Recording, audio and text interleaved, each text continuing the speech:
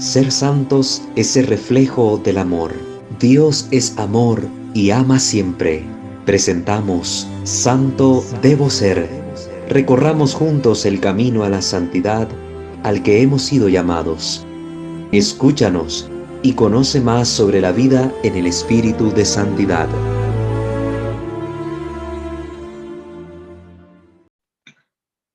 Queridos hermanos, sean bienvenidos a una transmisión más de su canal Santo Debo Ser, en el cual estamos compartiendo distintas catequesis de índole espiritual, que pueden ser de mucho provecho para todos ustedes, esperando en Dios nuestro Señor de que realmente sean muy útiles.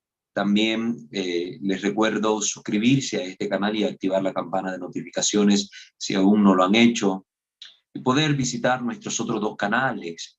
Nuestro canal litúrgico, Misterio de Fe, con Y, en la primera I, Misterio de Fe. Ahí encontrará también contenido donde abordamos el tema de los ritos, las posturas corporales, los tiempos litúrgicos, los templos, etc.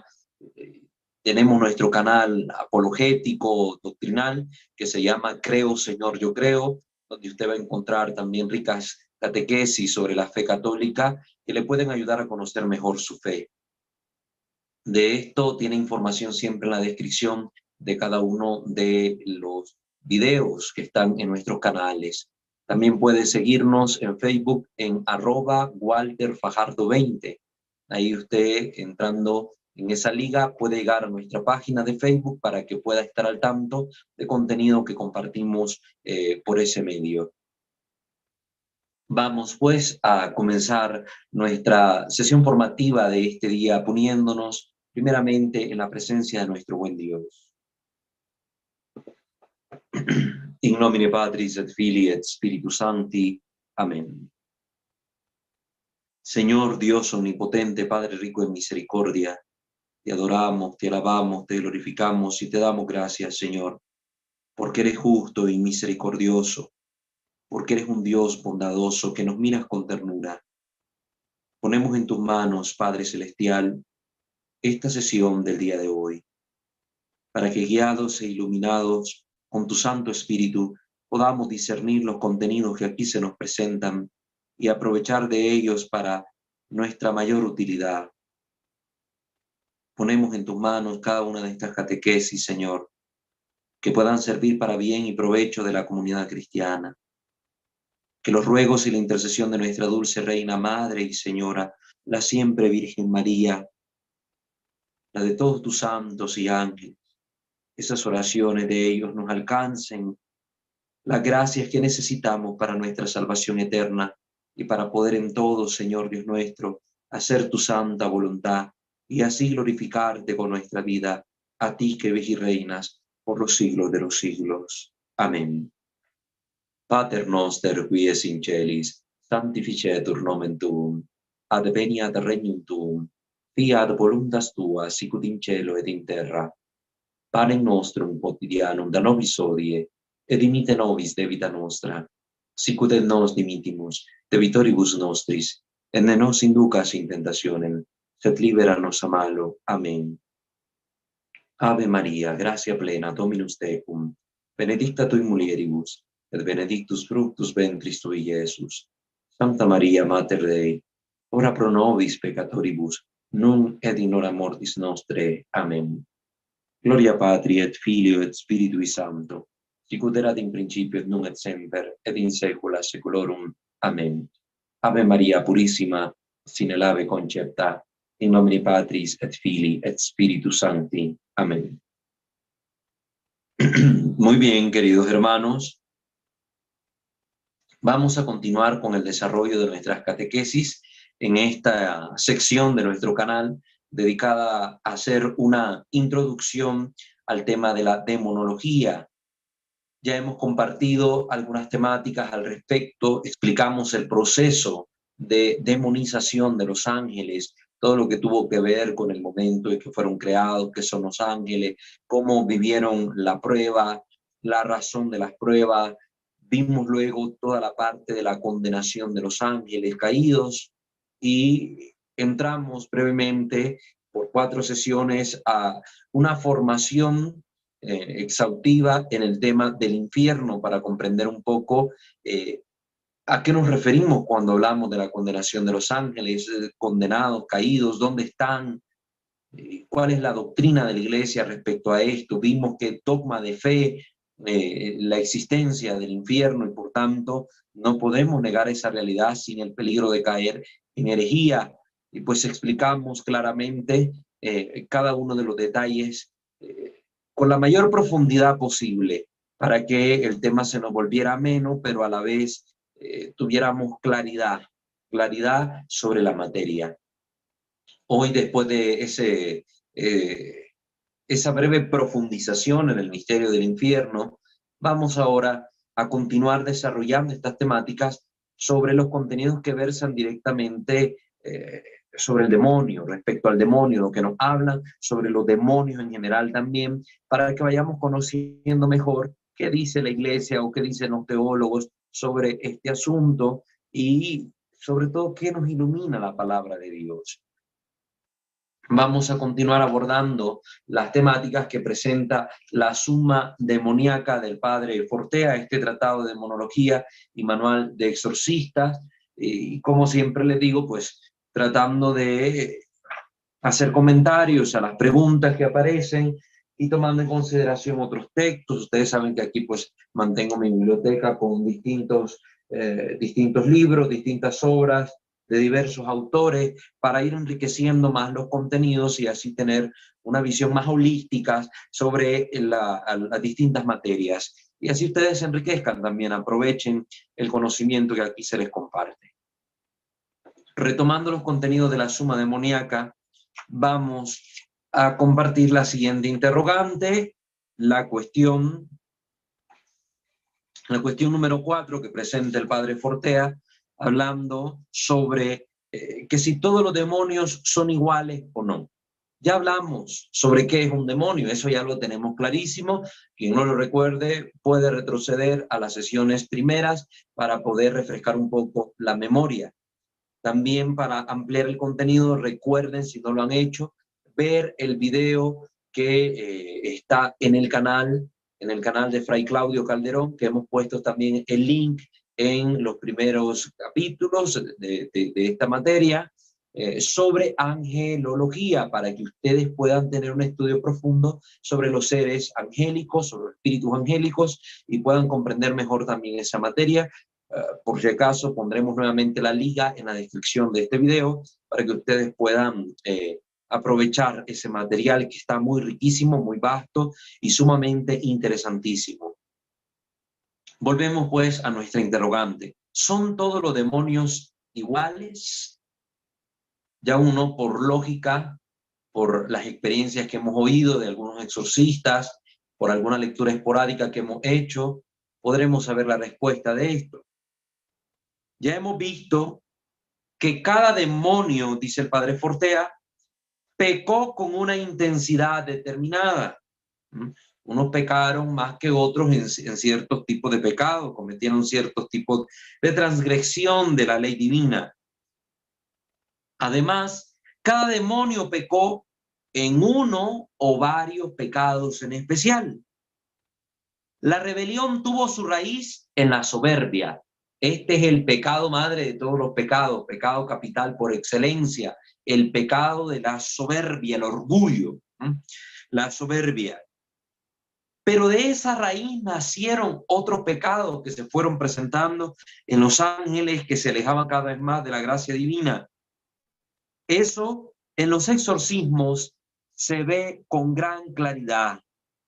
Hay unos demonios que pecan más de ira, otros de egolatría, otros más de desesperación, etc. Cada demonio tiene su psicología, su forma de ser particular. Incluso hay demonios que son más locuaces, más habladores. Hay más despectivos. En uno brilla de un modo especial más la soberbia, en otro el pecado del odio, etc. Aunque al final todos se apartaron de Dios, unos ciertamente son más malos que otros. Es decir, la Escritura nos va a dar ciertas pistas sobre esto. Pero esto no se queda únicamente en el nivel teórico. En la praxis del exorcismo, los sacerdotes que llevan a cabo este ministerio se han dado cuenta de esta realidad.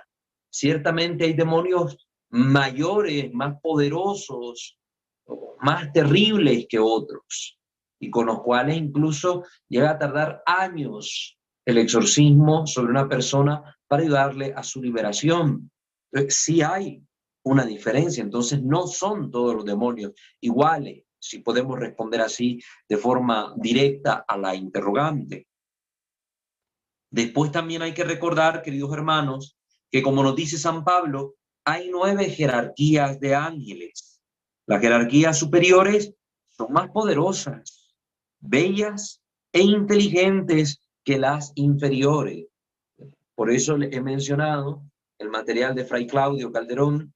Si quieren comprender mejor este asunto, pues vayan a ese material. No me he dedicado tanto a hablar sobre los ángeles para ahorrar tiempo en estas catequesis, porque ya existe un material excelente de un sacerdote que hemos tenido como invitado acá, que es experto en la materia y que pues ya nos comparte esa riqueza de conocimiento para que la aprovechemos. Por eso les remito nuevamente a ese material para que puedan ustedes comprender mejor esto de las jerarquías angélicas.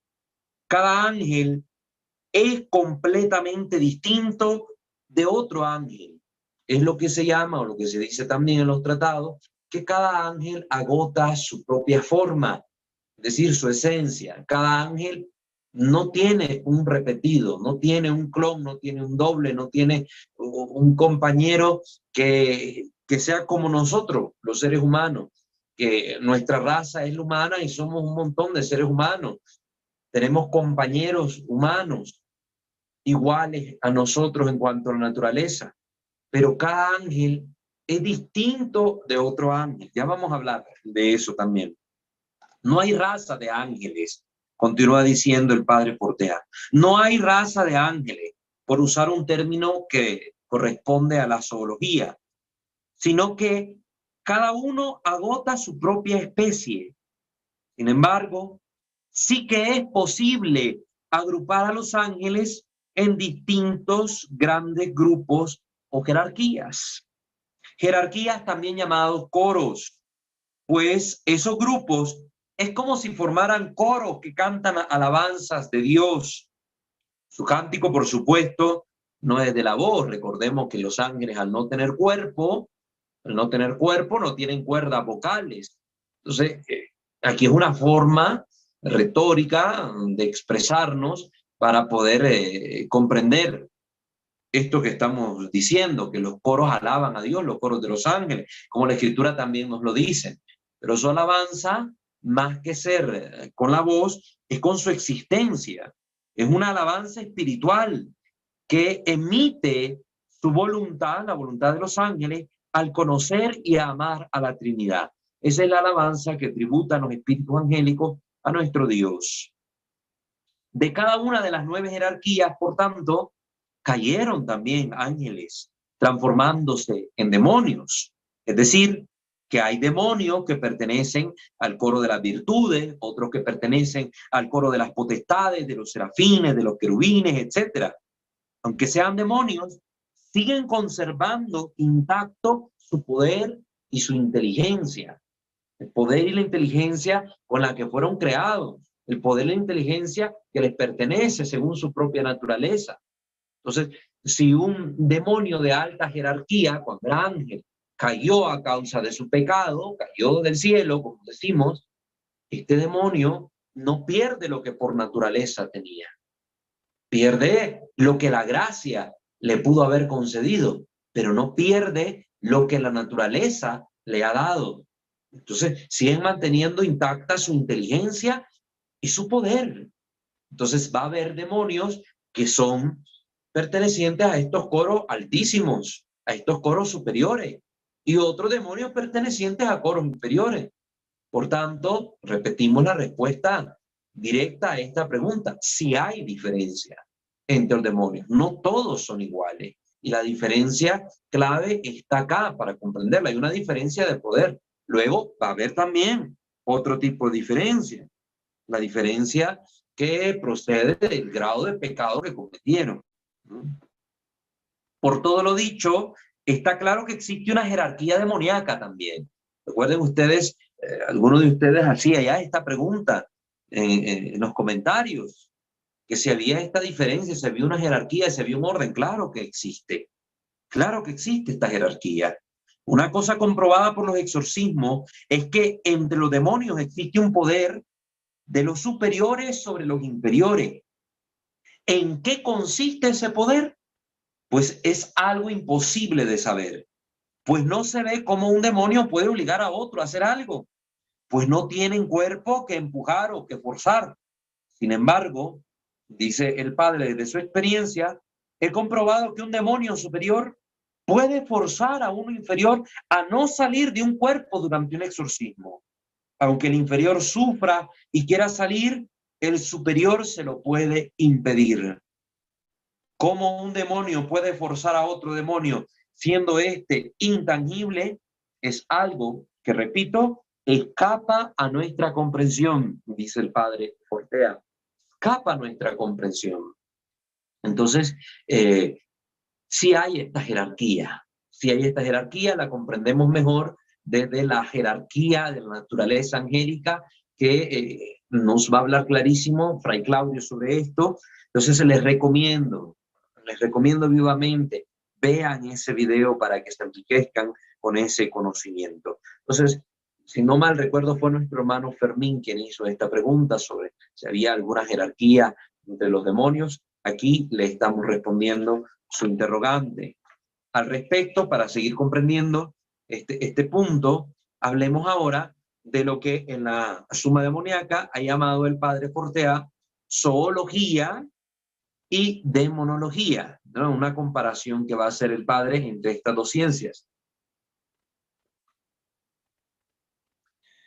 Podríamos decir que existe un cierto paralelismo entre la zoología y la demonología. En la zoología se estudian las distintas especies, los distintos seres vivos, etc. Entonces, hay un paralelismo, dice el padre. Pues aunque cada ser angélico es completamente distinto del otro, ya que agota su forma, es decir, cada uno es lo que es. Sin embargo, es posible englobarlo en grandes grupos a los ángeles. Aquí respecto a esto de que cada ángel agota su propia forma, tiene una notita aclaratoria el padre Fortea que me parece excelente leerla. Aquí la palabra forma, que sería la esencia según Platón y Aristóteles, está usada en un sentido filosófico, que es distinto del sentido usual en que la gente usa esta palabra, ¿verdad? Como por ejemplo cuando por pareidolia vemos las nubes y decimos, tiene forma de león, tiene forma de casa, tiene forma de vehículo. Eso nos referimos a cómo, a la apariencia que logramos nosotros captar. Pero aquí el término forma en sentido filosófico se refiere más a la esencia, ¿verdad? Materia y forma, esto es una doctrina filosófica, el ilemorfismo famoso, pero bueno, no me quiero meter a clases de filosofía. Vamos a continuar con lo que dice acá el padre. Cuando se dice que cada ángel agota su forma, se quiere decir lo siguiente. Entre los hombres, por ejemplo, la forma es la misma, es la forma humana. Pero lo que nos individua, lo que nos hace distinto uno de otro, es la materia. Nuestra esencia es la misma, la esencia de la naturaleza humana. Pero yo sé que cada persona es distinta de la otra gracias a su materia. Yo tengo materia que me le da la estructura a mi propio cuerpo, por el cual yo soy lo que soy y no otra persona. Una misma forma, pero con distinta materia. Como los ángeles no tienen materia, cada ángel tiene que tener una forma distinta para distinguirse de otro. Esto vale para todos los seres que existen sin materia. Por eso Dios tiene que ser uno y nunca podría haber dos dioses, dos divinidades. Tiene su propia forma y agota su propia existencia. La forma divina del ser infinito no tiene una materia que la individue. Por eso, si hubiera dos formas divinas, ¿qué las distinguirían? Serían un solo ser. No puede ser de otra manera. De ahí que Dios solo puede ser uno, también para que entendamos esto. El Espíritu Divino solo puede ser uno por esta razón que hemos explicado. Igual, los ángeles, cada uno es uno solo. Cada uno es lo que es distinto del otro. Sin embargo, repite aquí el padre Fortea, es posible englobarlo en grandes grupos. Es decir, imaginemos que de cada especie de los animales, imaginemos que de cada especie, por ejemplo, de los mamíferos, existiera un solo ejemplar. Un solo ciervo, un solo caballo, uno solo, ¿verdad? Uno solo, una sola jirafa. Cada uno sería distinto del otro. Pero dentro del mundo zoológico podríamos agrupar esos seres únicos en una especie, la de los mamíferos. No porque esos animales, esos vivientes, sean iguales entre sí. ¿Ah? Un caballo no es igual a una jirafa, ni una jirafa igual a un ciervo, tienen sus rasgos distintivos. Pero entre ellos tendrían ciertas similitudes que nos permitirían agrupar a esos animales únicos en un conjunto, en un grupo, en la especie de los mamíferos. Algo así podríamos nosotros decir respecto a los ángeles. Podríamos agruparlos porque hay ciertas similitudes. Los mamíferos, ellos serían distintos entre sí, pero se los podría agrupar porque entre ellos es mayor su semejanza que entre el resto de los seres vivos. ¿Ah? Una jirafa, un alce, un ciervo, un caballo, una cebra se parecerían más entre ellos que las similitudes que podríamos encontrar entre una cebra y un pez, o entre un pez y una libélula. Entonces, habría más semejanzas entre este tipo de animales que nos permitirían, aunque fueran únicos, agruparlos en un conjunto. Pues lo mismo sucede con las naturalezas angélicas. Cada uno de ellos es distinto, son lo que cada uno son, pero pueden ser agrupados en grandes conjuntos. En este caso, 9 grupos o 9 coros, según nos lo dice la Biblia. ¿Cuáles son esos coros? Los serafines, los querubines, los tronos, ahí tenemos 3, dominaciones, virtudes, potestades, tenemos otros 3, ya son 6, principados, arcángeles y ángeles. Tenemos los últimos 3 con los que juntamos 9, ¿verdad? 3 por 3 es 9. Discúlpenme que lo diga tan así, pero es que nos encontramos gente de todo tipo, ¿verdad? Que a veces dicen, no, se le faltó uno, se le escapó. No, ahí están todos, ¿verdad? Los 9.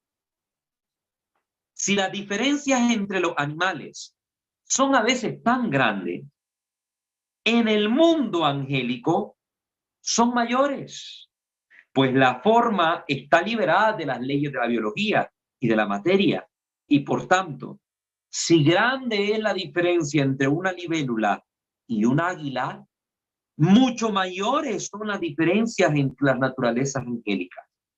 Si grande es la diferencia entre una mariquita y una ballena azul, indeciblemente mayor es la diferencia entre un ángel de la 9ª jerarquía y los de la 1ª jerarquía. Son diferencias abismales, inimaginables para nosotros. Así de grandes son las diferencias. Entonces, ya con esto vamos entendiendo bien, ¿verdad? Que entre los demonios también existen jerarquías, existe, por así decirlo, hay una sociedad ordenada, no como la nuestra, en base al amor, en base a la justicia, en base al bien, sino que hay una lucha de poderes de unos sobre otros. Tienen su jerarquía por la naturaleza con la que fueron creados, tienen su jerarquía por el pecado que cometieron, que fue terrible. Hay también una jerarquía en base al pecado, ¿verdad? Porque yo podía ser de una jerarquía menor, pero tener pecados mayores, más graves, más grandes. Eso tengámoslo clarísimo. Entonces, hemos respondido ya estas dos interrogantes, ¿verdad? Que si son todos los demonios iguales y cuál sería el orden de estos demonios en cuanto a su jerarquía que es dada por la naturaleza. sigamos respondiendo preguntas sobre los demonios. Todas estas preguntas que vamos a estar haciendo en estas sesiones van a ser preguntas y respuestas curiosas, si ustedes pueden denominarlas así, que tenemos que ir tocando esos puntitos para ir adquiriendo mayor conocimiento sobre esto.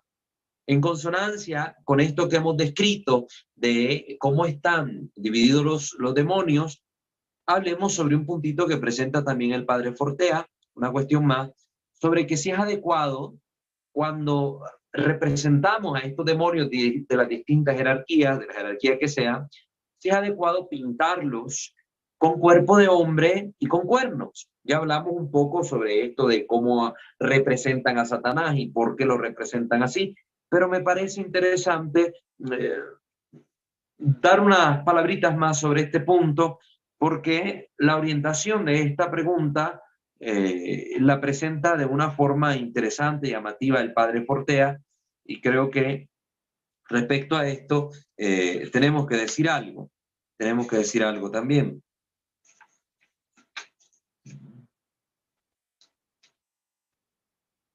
Ok. Déjenme ver.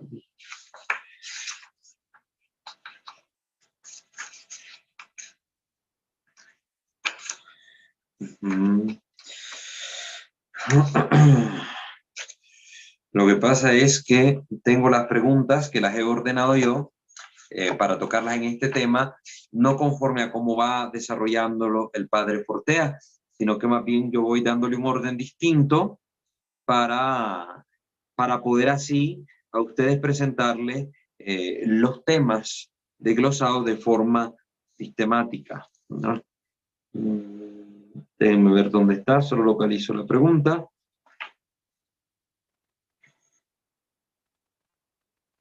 Muy bien. Aquí tenemos la pregunta. Es la cuestión número 65. ¿Es adecuado pintar al demonio con cuerpo de hombre y con cuernos? Vamos a ver qué nos responde el padre Fortea. Ya se ha dicho que el demonio no tiene forma alguna, no tiene materia, no podemos darle una forma determinada, es espíritu puro. Esa forma no se puede ver. Así que ese modo de representación tradicional de los demonios con cuernos es completamente convencional.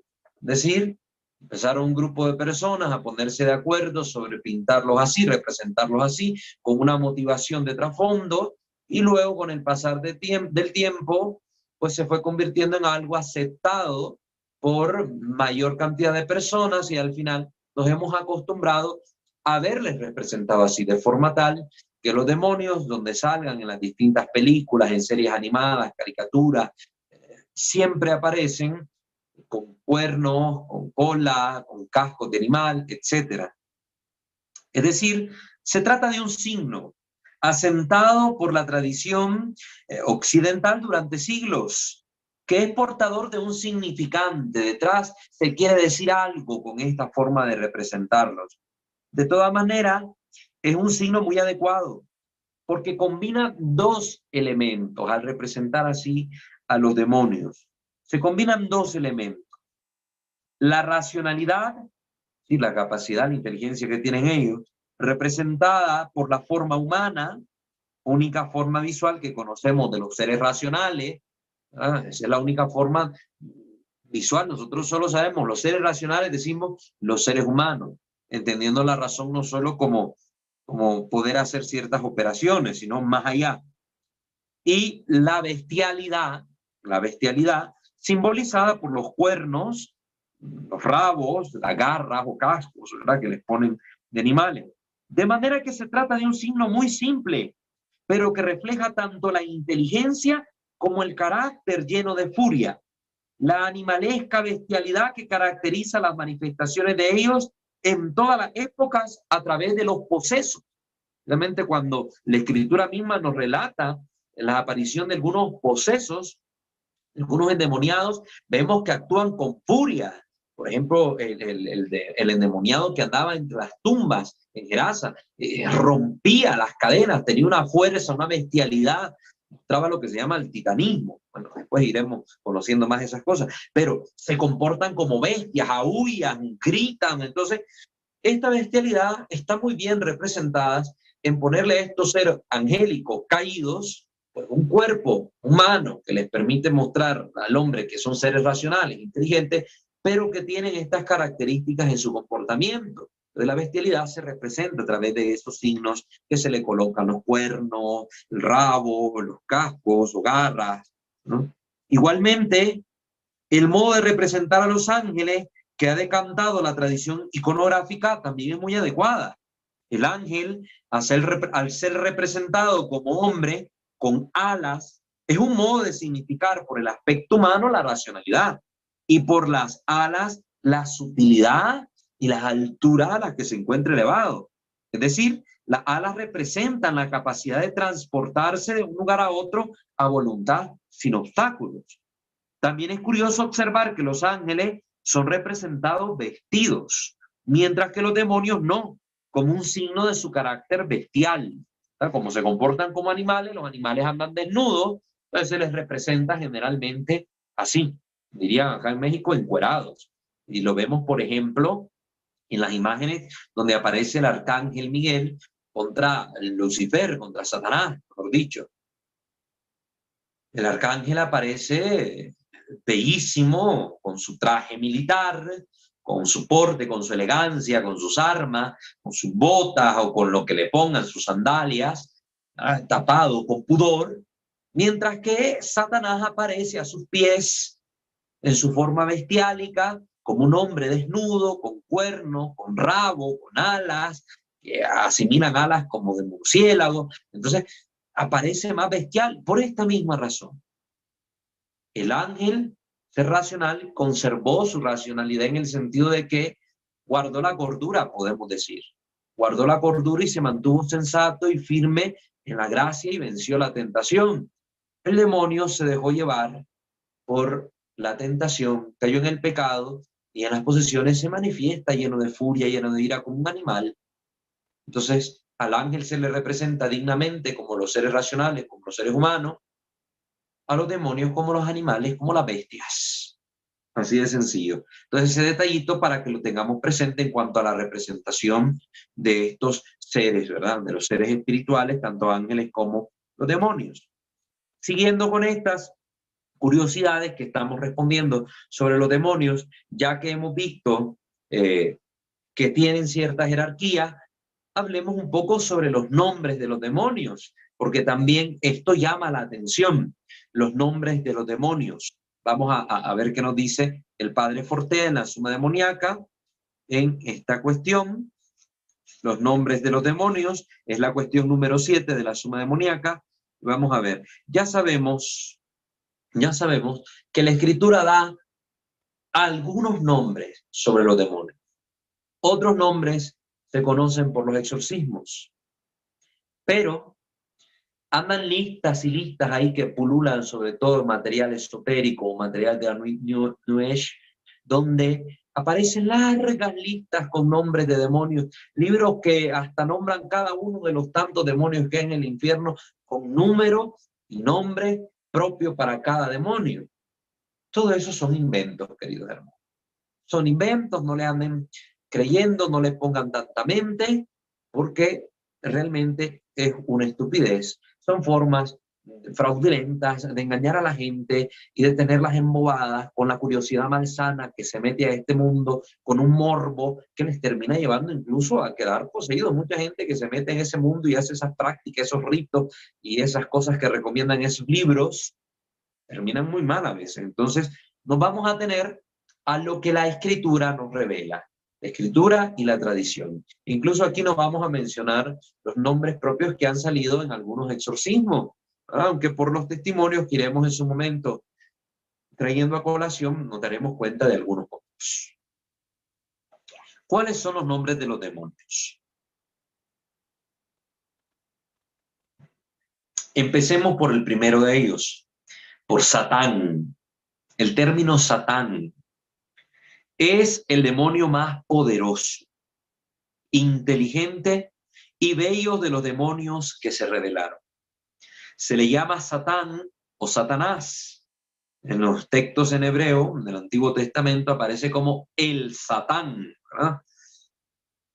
Su raíz primitiva significaría atacar, acusar, ser un adversario, resistir, adversario, el que se pone en contra.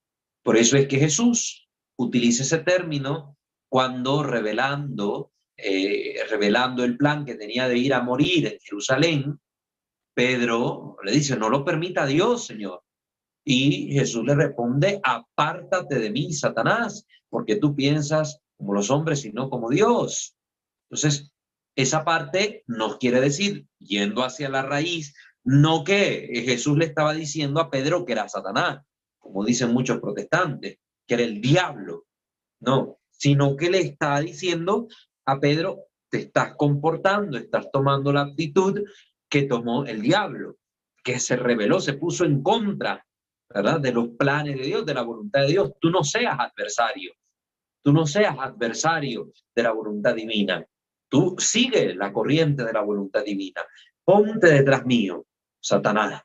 Ponte detrás de mí, sígueme. No te pongas en contra, tú sígueme. Yo te voy marcando el camino. Por eso Jesús dijo, el que quiera seguirme, niéguese a sí mismo, abrace su cruz y sígame. Lo mismo que iba a hacer él en Jerusalén. Entonces, en este sentido, lo dice Jesús, también para tener esa aclaración y despejar esa duda que algunos tienen presente. Entonces, su raíz significa atacar, acusar, ser adversario, resistir, ¿no? Es el opositor, el enemigo. Eso es lo que significa. Satanás es el más poderoso. Aparece en distintos pasajes de la Escritura, que no voy a dar ninguno porque está en tantas partes que cualquiera lo encuentra facilito. Otro término que se usa para referirse, ¿verdad?, a los demonios en general, pero sobre todo en específico a uno, es el término diablo, y aquí vamos a aclarar bien este punto. Diablo es como llama el Nuevo Testamento a Satanás, al que en el Antiguo Testamento se le decía Satán, el Nuevo Testamento le llama diablo. Este término viene del griego diabalo o diabaló, que significa acusar. Es el que acusa, el acusador de nuestros hermanos, dice la Escritura, el que los acusa ante nuestro Dios día y noche. La gente suele usar la palabra diablo y demonio como sinónimos, pero la Biblia no. La Biblia siempre usa la palabra diablo en singular, muchas veces con mayúscula, para referirse al más poderoso de todos ellos, al demonio por excelencia, por así decirlo, al demonio de los demonios, al diablo. Entonces, a Satanás. La Escritura utiliza el término diablo para referirse a ese demonio en específico, aunque en plural, cuando la gente dice los diablos, es para referirse a los demonios en general. Pero en la Escritura el término diablo, tal cual en singular, solo se dice del demonio llamado Satanás. La Sagrada Escritura también al diablo le llama el acusador, el enemigo, el tentador, el maligno, el asesino desde el principio, como aparece en el Evangelio de Juan, el padre de la mentira, el príncipe de este mundo o la antigua serpiente, ¿verdad? Son también otros términos que la Sagrada Escritura utiliza para referirse a Satanás o el diablo, ¿verdad? Ya entendemos ahora, Satán sobre todo, aparece el término con mucha más generalidad en regularidad en el Antiguo Testamento. En el Nuevo sí aparece menos veces porque el Nuevo Testamento prefiere utilizar el término diablo, diablo. Otro de los demonios que aparecen en la Escritura, de los nombres que conocemos por la Biblia, es el demonio Belcebú. Belcebú. Usualmente usado este nombre como sinónimo del diablo. A veces aparece este término también utilizado para referirse al diablo, aunque en la Escritura, en el Antiguo Testamento, se usa para identificar a un demonio en específico. El término proviene de Baal Zebul, o Zebú, o Zebú, que significa señor de las moscas. Baal es señor. Recuerden que el Antiguo Testamento nos narra que el pueblo de Israel tuvo contacto, incluso llegó en su momento a adorar el culto a Baal. El profeta Elías enfrentó a los sacerdotes de Baal. Baal significa señor, señor, ¿verdad? Y cuando el Señor reclama al pueblo de Israel es porque tú tienes otro marido, tienes otro señor. Se refería a eso, porque el pueblo de Israel había adoptado el culto a Baal, al Dios de otro pueblo, de los pueblos cananeos, y lo estaba adorando. Entonces, para expresar esa idolatría, el Señor hablaba en términos esponsales. Yo soy tu verdadero esposo, pero tú tienes otro marido. Ese marido es Baal, el Señor, ese es tu Señor. Para que vayan entendiendo un poco. Y Baal era representado en los antiguos pueblos cananeos como la serpiente, como una serpiente demoníaca, lógicamente.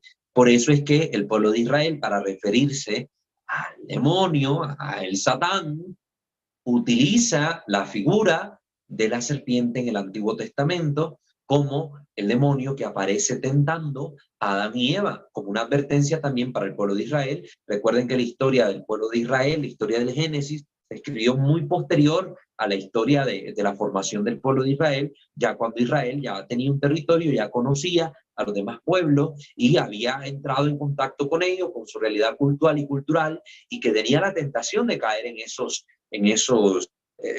cultos paganos que lo desviaban de la fe en el Señor. Entonces, como una advertencia para que el pueblo se diera cuenta que estos cultos solo podían traer mal, el pecado, la muerte, la rebelión contra Dios, pues representa objetiva y fantásticamente, es decir, que de una forma genial, en forma de serpiente, a Satanás, que causó la desgracia primera de nuestros padres, que hizo que entrara el pecado en el mundo y con él la muerte. Entonces, con eso estaban diciendo los escritores sagrados al pueblo de Israel: ojo, si tú te vas con Baal, mira que te está yendo detrás de la serpiente antigua, mira que vas a caer en la misma desgracia, que fuiste apartado, fueron apartados de la gracia de Dios nuestros primeros padres a causa de su tentación. Entonces, delante siempre tienes la tentación de caer en la adoración a esos dioses paganos, especialmente a Baal, que se le representaba con la forma de la serpiente. Ahí les estoy dando unos datos curiosos para que ustedes pues, los manejen también. Si quieren ver, por ejemplo, un pasaje bíblico donde aparece Belcebú, lo pueden encontrar en Segunda de Reyes, capítulo 1, versículo 2. Solo menciono el versículo tal cual. En cuanto a Ocosías, no voy a decir aquí la historia de Ocosías ni quién era Ocosías, solo quiero que vean la aparición del nombre o del término en la escritura. En cuanto a Ocosías, se cayó por una ventana del piso alto de su palacio en Samaria y quedó muy lastimado. Entonces envió mensajeros a que consultaran a Baal-Zebú, a Belcebú, dios de Ecrón. Ya ven, se nos está diciendo que es un dios pagano, que si se iba a recuperar. La mayoría de estos demonios que aparecen aquí en la escritura, estos nombres que se nos dan, pertenecen precisamente a divinidades que eran adorados por los paganos. Por eso es que San Pablo va a decir claramente en el Nuevo Testamento: los ídolos de los paganos, es decir, los dioses que adoran los paganos, son demonios. Por esta razón, clarísimo, el Espíritu Santo nos habla clarísimo a través de los autores sagrados. Todos estos son demonios, los falsos dioses de los paganos. Muy bien. Miremos otro demonio que también podemos encontrar en la Biblia, que aparece bajo el nombre de Lilith, la famosa Lilith. Aparece en Isaías 34:14. ¿Qué dice Isaías 34:14? Se juntarán gatos salvajes con hienas, los sátiros se llamarán entre sí, ahí descansará Lilith, se hará como una guarida.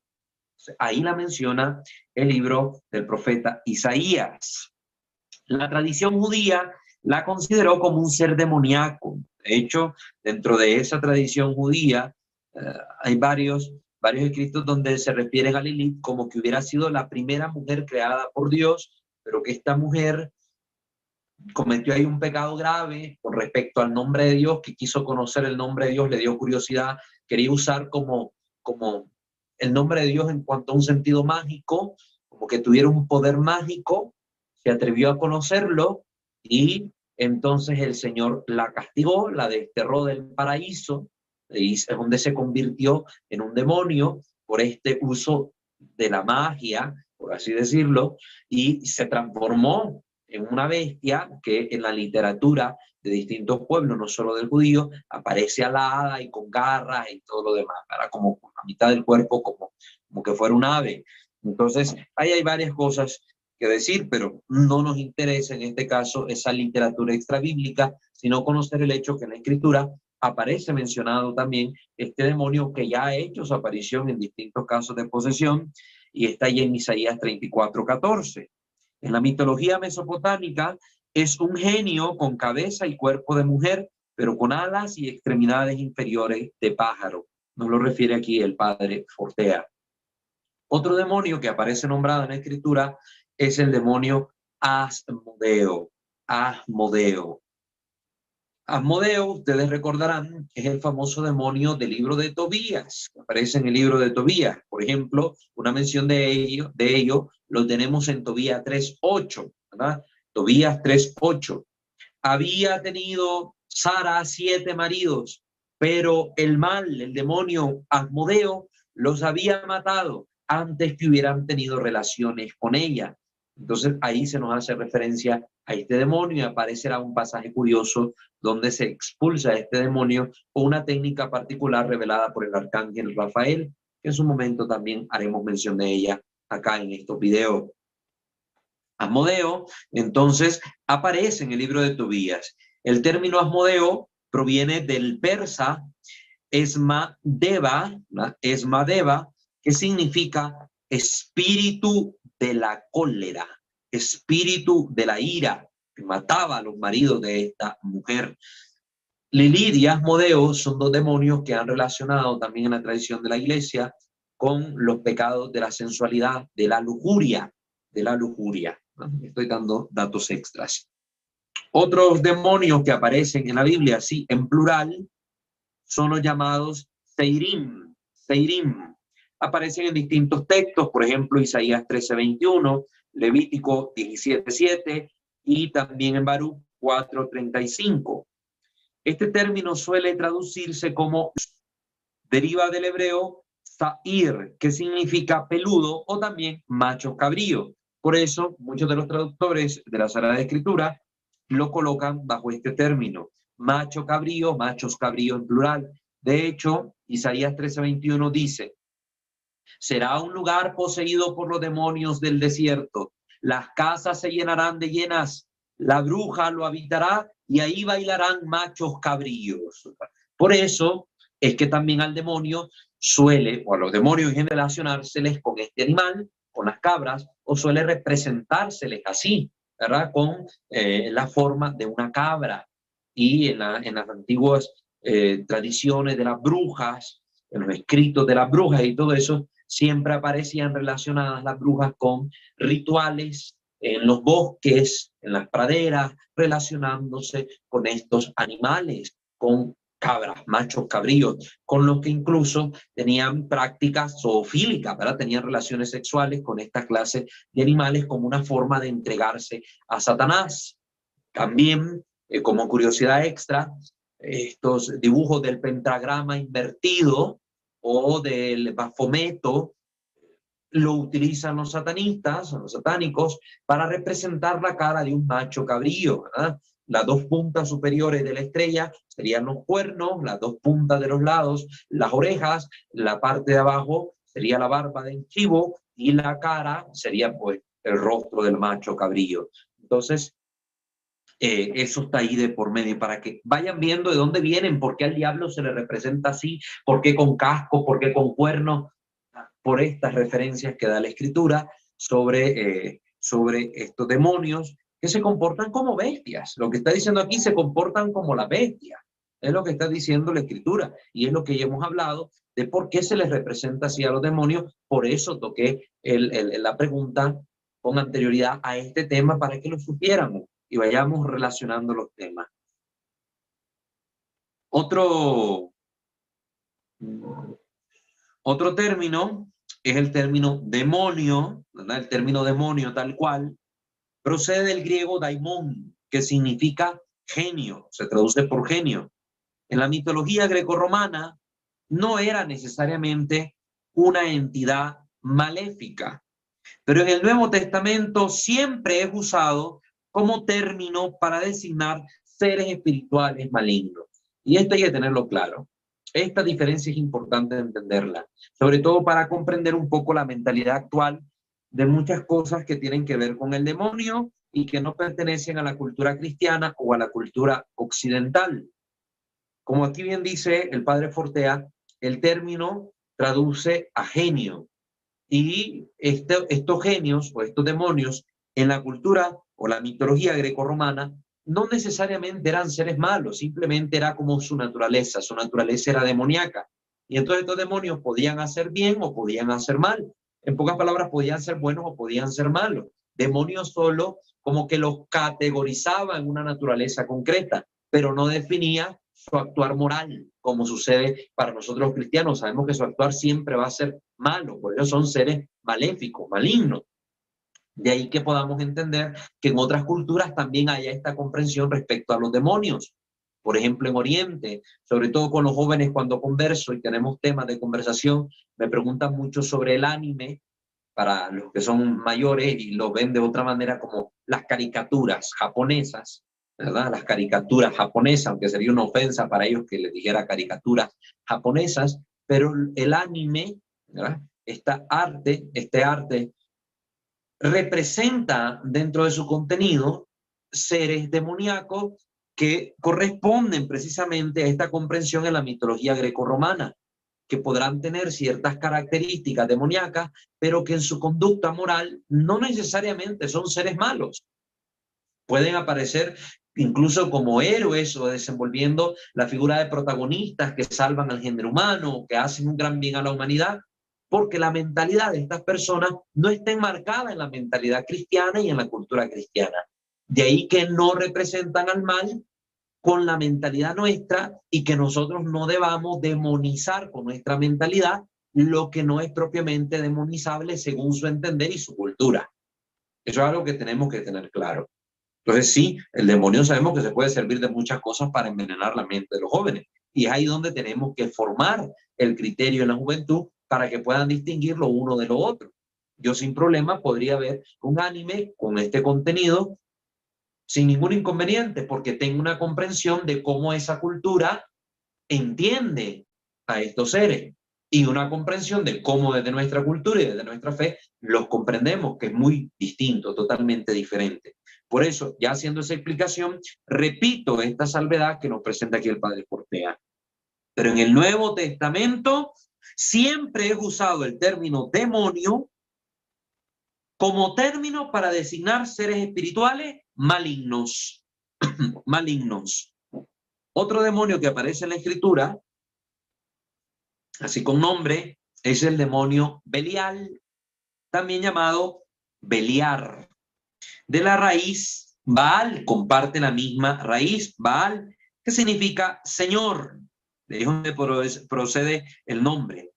Aparece, por ejemplo, mencionado por la Escritura en el Nuevo Testamento, en la segunda carta de los Corintios, capítulo 6, versículo 15.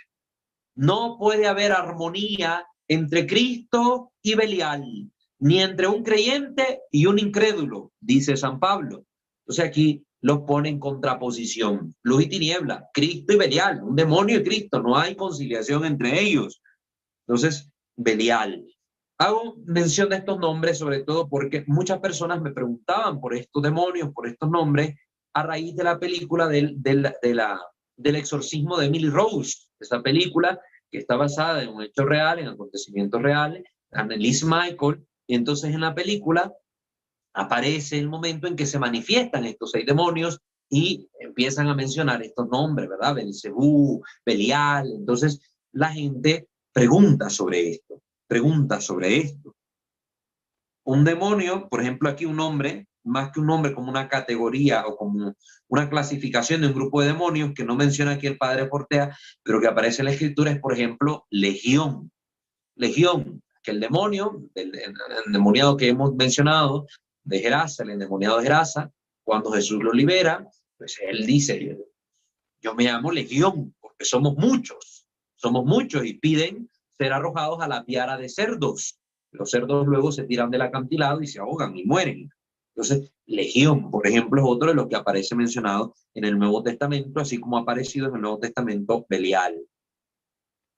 Otro que aparece en el Nuevo Testamento es Apolión, ¿verdad? Apolión también aparece, bueno, sí, como Apolión o Apolión, ¿verdad? O Apolión. Este nombre significa destructor.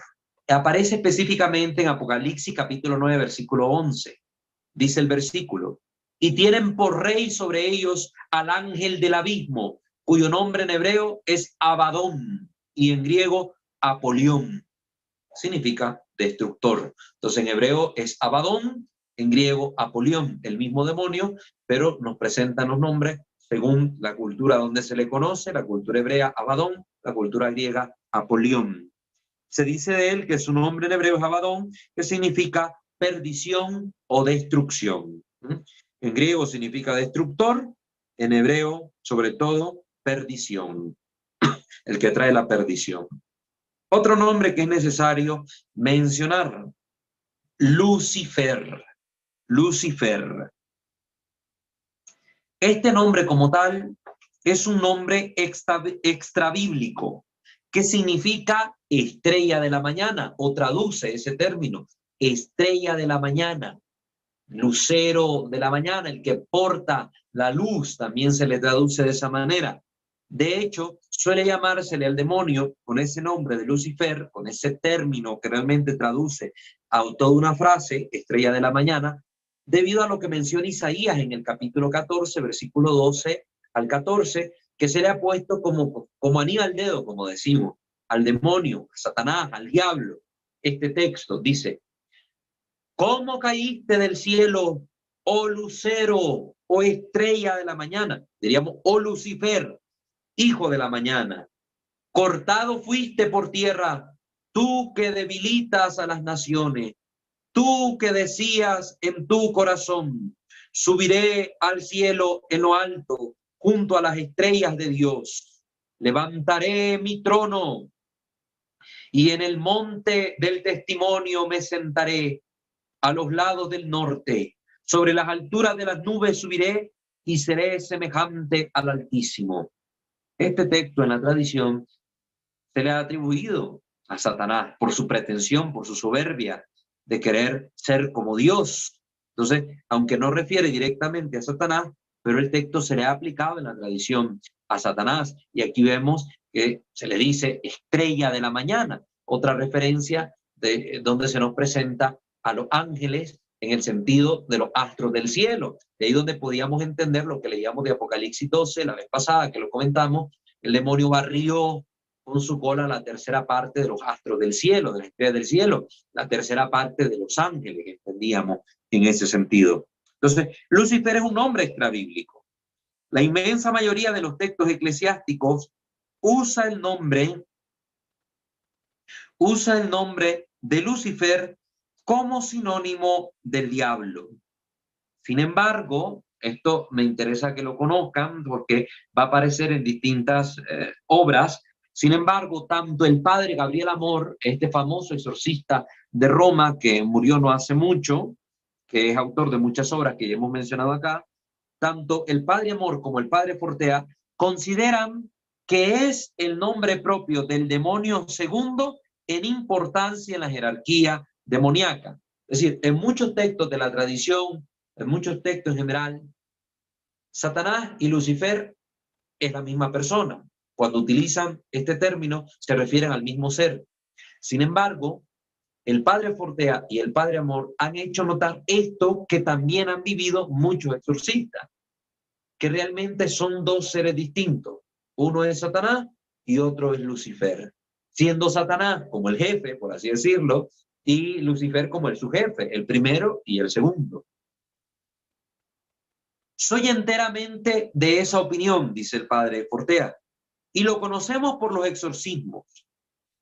Lo que conocemos por esos exorcismos nos confirmaría que Lucifer es alguien distinto a Satanás. De hecho, hay posesiones donde se han presentado ambos, por eso lo dice el padre Fortea. El nombre le viene de que fue un ángel especialmente privilegiado en su naturaleza en los cielos angélicos, antes de revelarse y de formarse.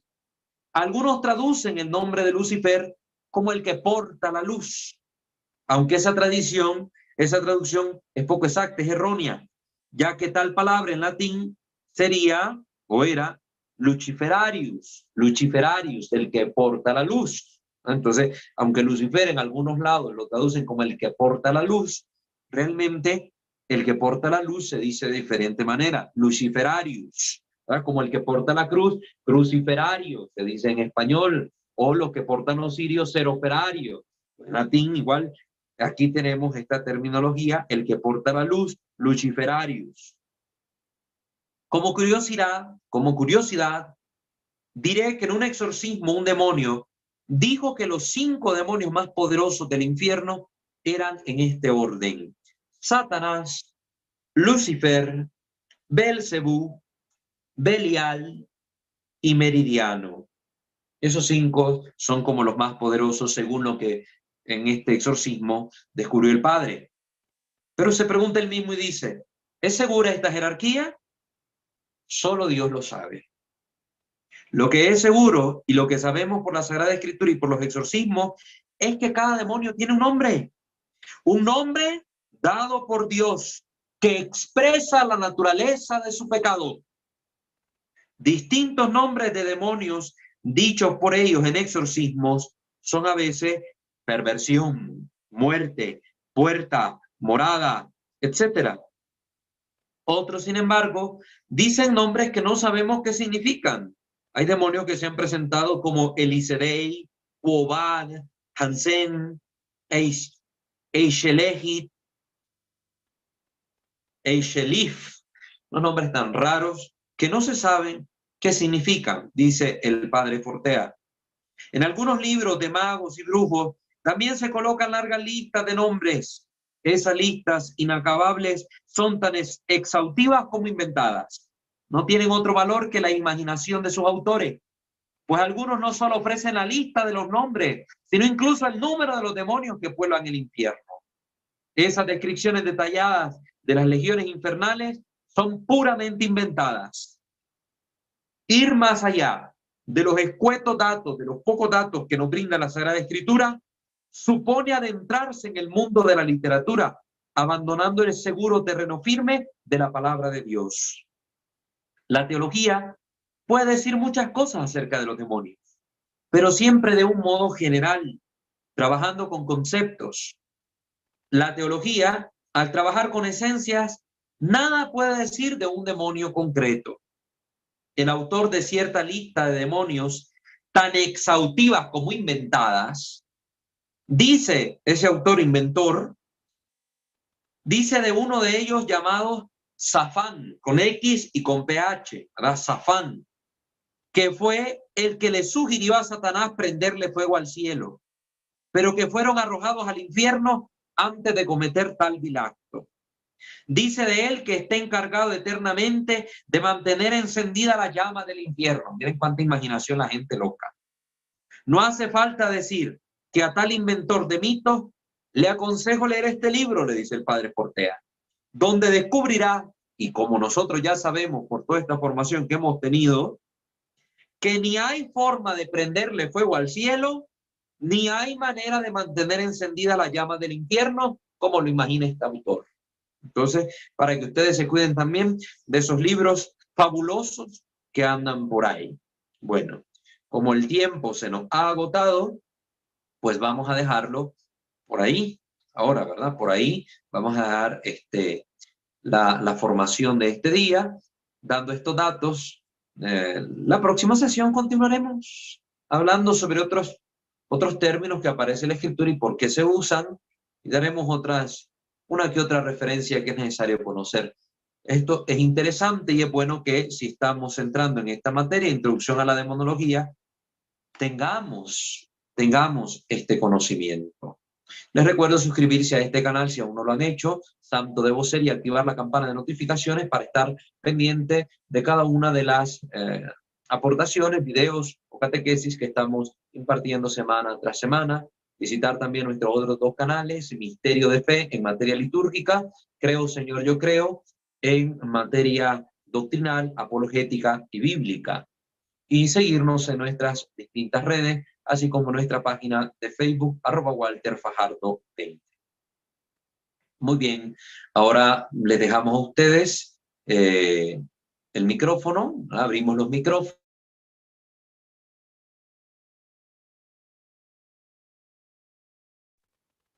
Itzel, si nos hace el favor de abrir los micrófonos para que la gente pueda participar, pueda hacer sus comentarios, y si ya hay escrito algún comentario en YouTube o en Zoom, le pueda dar lectura, por favor.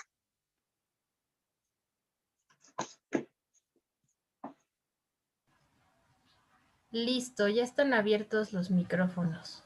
Sí, creo que había un comentario por ahí en Zoom, si le da lectura, por favor. Si no estoy mal, es de Elizabeth Mendoza.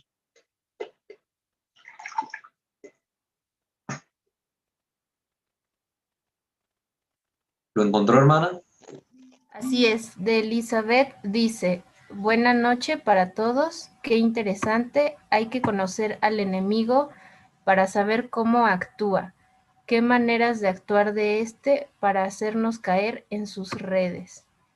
También Elizabeth dice: hermano Walter, es cierto que si vemos películas con referencia a brujería, hechizos, exorcismos, etc., en la televisión de casa, abrimos puertas a otras dimensiones que no conocemos o sabemos y que pueden causar daños muy fuertes para la familia que habita en ellas. Muy bien, muchas gracias. Esa pregunta en su momento la voy a explayar un poco más, pero aprovecho, ya que ha surgido la duda, para decir un pequeño comentario al respecto. El término abrir puertas, abrir portales o de otras dimensiones, a veces son usados por algunos sacerdotes para expresar una realidad. El hecho de que a veces nos exponemos y abrimos nuestra vida al demonio, porque tendemos a tener mucha curiosidad, y a veces una curiosidad no muy ordenada o curiosidad malsana o con morbo, que nos expone a un peligro real, como el joven que ha oído hablar de la droga y ve programas donde sale la droga y la marihuana aquí, la marihuana allá, las canciones por aquí, por allá, con toda esa cantidad de información llenándole la cabeza. Pues cuando se presenta la ocasión o él mismo crea la ocasión, se busca la oportunidad de probar este tipo de sustancias, se expone a ser un poco más abierto a que este tipo de sustancias entre en contacto con él. Y entonces ahí el peligro que podía ser con anterioridad un peligro solo teórico, se vuelve un peligro concreto, un peligro real, cuando este joven ya entra en contacto con esta sustancia, precisamente porque se predispuso a través de este tipo de contenidos. Entonces, le abre su vida a las drogas. Lo mismo pasa con este tipo de cuestiones. A veces, ya psicológicamente se ha demostrado que este tipo de películas causa cierta elevación de los niveles de adrenalina en el cuerpo, cierta excitación. Entonces, estas películas sí producen un estado en las personas que les hace querer seguir buscando este género de películas de terror. La gente va al cine a veces a raudales, se deja llegar la gente cuando hay películas así que son bien llamativas, sobre todo por el tráiler de las películas, y entonces la gente va y llena, abarrota las salas de cine por la emoción y pegar los gritos y desestresarse y todo lo demás, sin saber que poquito a poco se van exponiendo a situaciones que van llenando su cabeza, van llenando el subconsciente de todo un contenido morboso que les predispone a entrar en contacto con la magia, con la brujería, con lo demoníaco. Gente que a través de las películas ha descubierto jueguitos que parecieran infantiles, inocentes, pero que realmente se convierten en verdaderas sesiones de espiritismo. Por ejemplo, el famoso Charlie Charlie, cuando se puso esa película de moda, los jóvenes miraban la película y que hacían un jueguito con unos lapiceros, con unos palitos, con algo, invocaban al tal Charlie Charlie y habían ya los problemas. Muchos lo tomaron a juego, pero replicaban los juegos con sus amigos, lo que miraban en la película, y entonces empezaban a invocar. Al demonio le vale, no le importa cómo lo llames, sino que él va viendo la intencionalidad de lo que tú haces o cómo lo haces. Y él está atento de nosotros, nos vigilan los demonios día y noche, como dice la Escritura, para acusarnos ante nuestro Dios. Y saben si alguien está con la intención de querer hacer esta práctica invocatoria donde se está llamando a un ente a venir. Y el ente se puede presentar bajo cualquier nombre, bajo cualquier apariencia, como tu tía, como tu abuela, como lo que estés invocando, como los inventos que andan por ahí, Charlie, Andrea, Andrea, Panchito, Panchito y no sé cuántas otras cosas más. Y al final terminas en una práctica esotérica, espiritista, que ha traído al demonio a tu vida. Entonces, estas películas sí tienen ese riesgo, sí tienen ese peligro. Entonces, si en nuestras casas estamos viendo este tipo de material de terror, nos estamos predisponiendo también, estamos predisponiendo nuestro hogar a que pueda haber este tipo de actividad, porque nosotros mismos estamos entrando en un campo que no es sano, que no atrae la gracia a nuestra vida, que no nos ayuda a nuestra relación con Dios, sino que nos predispone para estar con el maligno. Estas películas sangrientas, estas películas de terror que traen demasiado gore, ese género de pura sangre, también internamente vayan a leer un poquito cómo la psicología detrás de las películas. Busquen así en internet la psicología detrás de las películas para que se vayan dando cuenta los distintos géneros de películas, qué impacto tienen a nivel de la mente. Entonces, todo eso hay que conocerlo para que entendamos por qué no se recomienda ver este tipo de películas, no solo en nuestras casas, sino ir a las salas de cine y verlas. A veces a nosotros nos toca mirarlas con un fin un poco pedagógico, porque como la gente tanto nos pregunta, nos dice, tenemos que conocer el material para poder dar una respuesta concreta y no hablar de cosas que no sabemos. Pero, ¿usted lo tiene como algo necesario? No, no es necesario ni para su vida ni para su salvación. No es un género de películas que le aporte algo positivo. ¿Debe verlo? No. Yo les recomiendo no vea ni película de terror, ni serie de terror, ni nada de eso. No lo busque. No le va a ayudar, no le va a traer ningún bien. Y se predispone usted a todo ese mundo de lo mágico, de lo esotérico, de lo diabólico. Y pues ahí con esas películas que hacen sus invocaciones todas raras y sus cosas raras, y uno está con la intencionalidad de estarlas viendo y de ver qué pasa, así que predisponemos nuestro hogar a que puedan acontecer este tipo de cosas. Pues, ojo con eso. Es la recomendación general que le puedo hacer. Muy bien. Ahí veo que están escribiendo otros comentarios. ¿Puede dar lectura, por favor, Itzel? Creo que de Rosario. Así es, Rosario. Buenas noches, dice.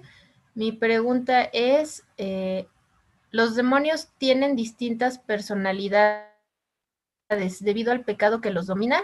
Y también menciona, qué bueno que nos habló del anime, pues mis hijas ven esas series y me da una explicación precisa para entender la esencia de las mismas. Gracias por compartir. Claro que sí. Sí, sí. Pues cuando puedo hablo del anime porque está en boga entre los jóvenes. Yo he visto muchas series, les he analizado lo positivo que te aportan en cuanto a la comprensión del mundo y las filosofías que tiene detrás. Excelente, mucho mejor que algunas series que me encuentro por ahí, ¿verdad? Que son de la vida real. Pero bueno, ese es otro tema de conversación. Respecto a lo que pregunta, los demonios son seres con una psicología propia, como nos decía ya el padre Fortea, y una psicología hasta cierto punto trastornada.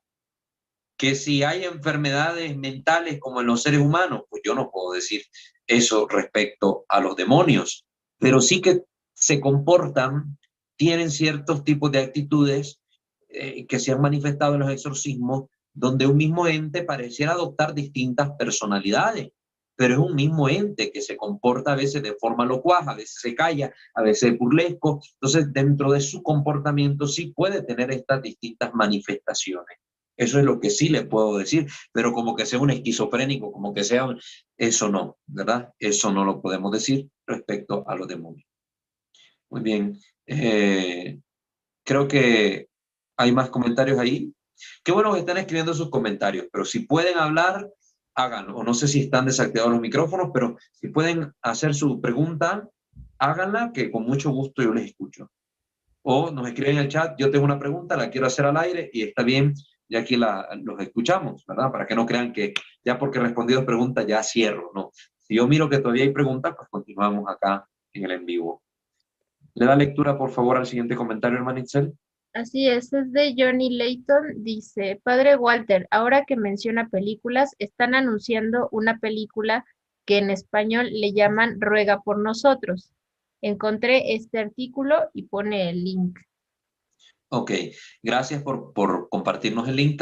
También le digo, hermano, que en nuestra página de Facebook, @WalterFajardo20, nosotros también hicimos un breve video de unos 20 minutos, media hora, donde comentamos sobre esta película. Precisamente la fuimos a ver con esta misma motivación de poder darles respuestas a las inquietudes de ustedes, porque ya eran muchos los que preguntaban sobre el tráiler que habían visto y qué onda o qué pasaba con esa película, que se recomendaba o que si la iglesia la aprobaba, etcétera.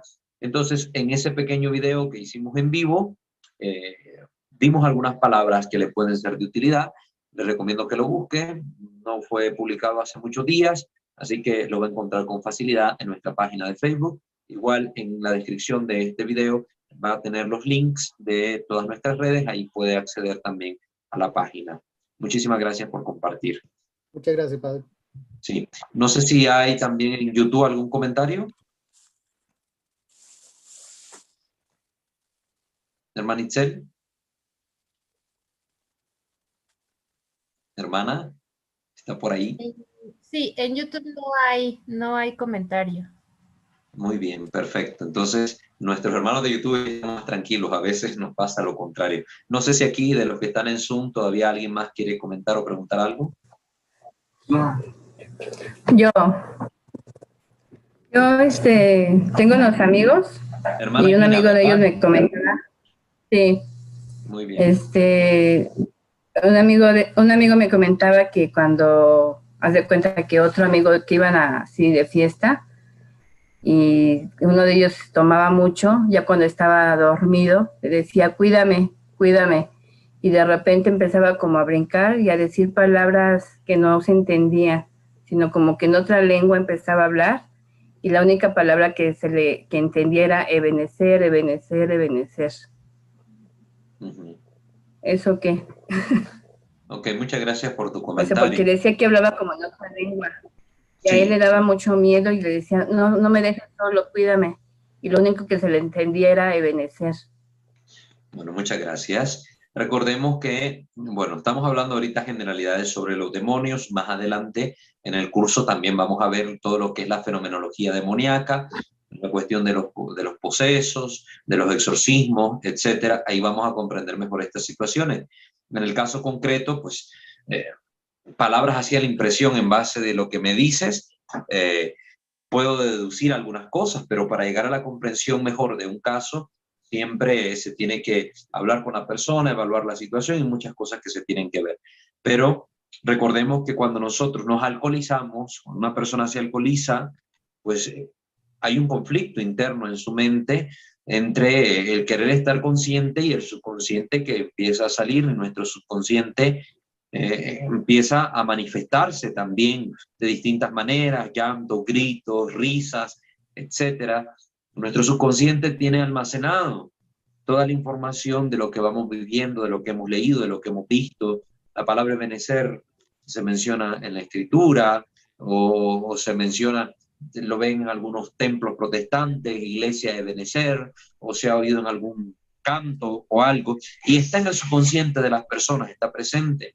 Cuando una persona está muy alcoholizada hasta cierto grado, puede presentar distintas manifestaciones, comportamientos erráticos, extraños, decir cosas sin sentidos, sin necesidad de que sea otra lengua, simple y sencillamente se traban al hablar, combinan las sílabas y salen palabras que ni existen y están tratando de hablar con fluidez y en su mente recordarán que hablaron con fluidez si se recuerdan de algo, y si no, es una mezcolanza de palabras donde algunas serán entendibles y otras ininteligibles. Entonces, habría que ver si todo aquel cuadro que se presentó, la fenomenología concreta de esa situación, corresponde más al grado excesivo de alcohol que tenía en la sangre o hay algo más detrás, pero eso solo se podría saber tratando con la persona y viendo, haciendo todo un historial y otros procesos que habría que seguir para poder determinarlo concretamente. Pero en base a lo que me cuentas, yo adjudicaría más la conducta a un grado excesivo de alcohol que pudo haber sido consumido por esta persona y que en las distintas veces que se ha alcoholizado, su subconsciente, cuando se manifiesta, pues, puede salir con estas maneras tan erráticas de comportamiento y de habla, ¿verdad? Cosas que ya se han estudiado en casos de personas alcoholizadas. Incluso hay fenómenos psicológicos que se presentan bajo la máscara de una posesión demoníaca, pero los expertos con sutileza logran descartar una influencia demoníaca en ellos y es simplemente la sintomatología de un estado de salud psíquica que no esté en orden, ¿verdad? De eso también vamos a hablar un poquito cuando lleguemos a esas materias. Ok, gracias. Claro que sí, muchas gracias. No sé, ¿alguien más si quiere comentar o preguntar algo?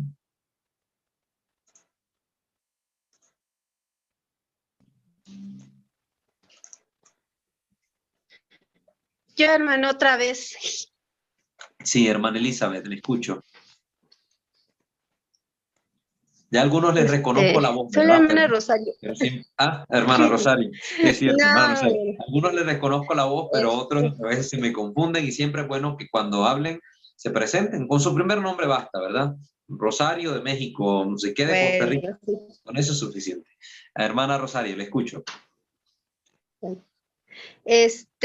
Yo quiero preguntarle si cuando los ángeles pertenecientes a una categoría, por ejemplo, un serafín, ya, pues sí, ya se convierte en demonio, sigue conservando esa misma categoría, y un arcángel que igualmente ya pecó, ya se condenó, sigue conservando esa categoría. Sí, Y otra también es, perdón, que si siguen, que si los ángeles, ¿cómo le diré? Que si los ángeles pecan recientemente, o sea, hay oportunidad de que los ángeles pequen recientemente o ya todos pecaron, así que ya pecaron en el tiempo y forma que deberían de haber llegado a pecar, o ellos pecan recientemente, no sé si me explico. Sí. A destiempo, vaya, ya ve que pues cuando se hace esta rebelión, pues ya todos, ya se hizo la división de demonios y ángeles, pero si recientemente han pecado ángeles, o cómo se podría saber si sí hay ese caso, no sé si me expliqué. Sí, comprendo. Muchas gracias. Sí, en las distintas catequesis que hemos venido tocando el tema sobre la transformación de ángeles en demonios y también el tema de la condenación, hemos explicado dos cositas respecto a esto. Uno, que los ángeles y los demonios, una vez fijados cada uno en su condición, los ángeles no pecan más. Es imposible para ellos pecar, los que son ángeles. Los ángeles caídos, que son los demonios, ellos sí continúan cometiendo pecados. Ya pecaron en su momento, tal cual que les hizo caer en la desgracia, pero están acumulando nuevos géneros de pecados. ¿Por qué? Porque al tentar a los hombres y hacerlos caer y estar causando males en la humanidad, siguen cometiendo males, siguen pecando. Por eso el juicio final, en el juicio final, ellos también, su sentencia se verá aumentada, como hemos comentado en los temas del infierno, debido a estos males que cometen todavía en la humanidad. Su sentencia se verá aumentada. Entonces, esto tengámoslo claro. En segundo lugar, respecto a las jerarquías, hemos mencionado, ahorita que hablamos de la zoología demoníaca, que sí, que los ángeles que cayeron de las distintas jerarquías y que conservan su jerarquía porque es una jerarquía que corresponde a la naturaleza. ¿Sí? Es su naturaleza el que esté agrupado en esta categoría de coro, este coro angélico de los arcángeles. Entonces cae como arcángel, conserva lo que la naturaleza le dio, su inteligencia y su poder como arcángel. Pero también va a haber una categoría aparte, que es la categoría del pecado. Como hay una categoría para los ángeles en cuanto a la gracia. San Miguel pertenece a una de las jerarquías menores, los arcángeles. Sin embargo, San Miguel es el príncipe de las milicias celestiales, es el príncipe, el jefe de todos ellos, porque en la gracia se destacó más en el momento en que lucharon los ángeles contra los demonios, se destacó más, amó más a Dios, sirvió más a Dios, su gracia, su amor a Dios fue mayor, aunque su jerarquía era menor. Lo mismo pasó con los demonios. Un demonio de baja jerarquía pudo haber pecado más. Cuando era ángel, pudo haber sido ángel, de esa jerarquía de los ángeles. Y pecó de una forma tal que su pecado es más abominable que tal vez el pecado que cometió alguno de los serafines que se convirtieron en demonios. Entonces hay dos clases de clasificación, la que es por naturaleza y el orden de la gracia en cuanto a los ángeles. Y en los demonios, pues, la naturaleza y el orden de la desgracia, si podemos decirle así. Pero ellos siguen conservando su naturaleza la conservaron. Naturaleza. Sí. Ok. Ok, muchas gracias, hermano. Qué gusto Claro que escucharle. Sí. Claro que sí, hermana Rosario. También el gusto es mío. No sé, bueno, ¿estamos claros? ¿Hay algún otro comentario escrito por ahí, hermana Isabel? ¿En YouTube o en Zoom? En YouTube no hay y en Zoom no, ya tampoco hay otro. Ok, muy bien. ¿Alguien más en el en vivo quiere preguntar algo? Si no, pues para cerrar la sesión de hoy.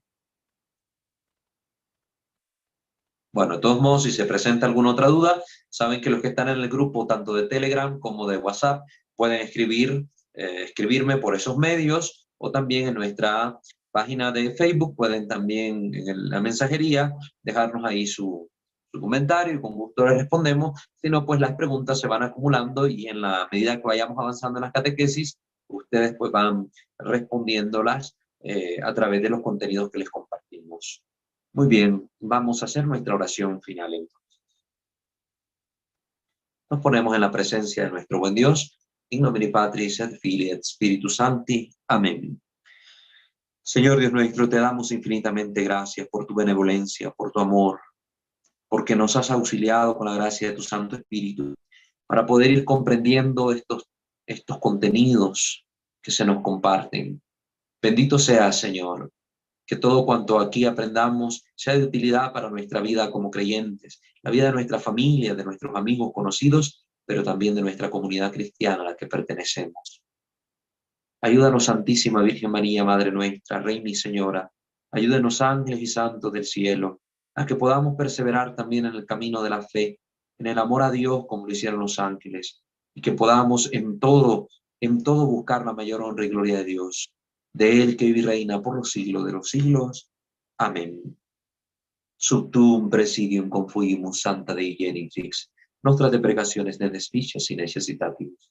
Sed periculis punti liberanos semper, o Virgo gloriosa et benedicta. Amén. Sancte Micael Arcangele, defendenos in prelio, contra equis insides diaboli esto presidium. Impere diri Deus supplices te precamur. Tuque prince milice celestis, Satanas aleosque spiritus malignos, cuia perdiciones animarum propagandum in mundo, divina virtud in infernum detrude. Amén. Ángel de mi guarda, dulce compañía, no me desampares ni de noche ni de día. No me dejes solo, que sin ti me perdería. En la hora de mi muerte, llévame feliz a los brazos de Jesús, José y María. Amén. Ave María Purísima, sin el ave concepta. In nomine Patris et Filii et Spiritus Sancti. Amén. Que el Señor me los bendiga a todos.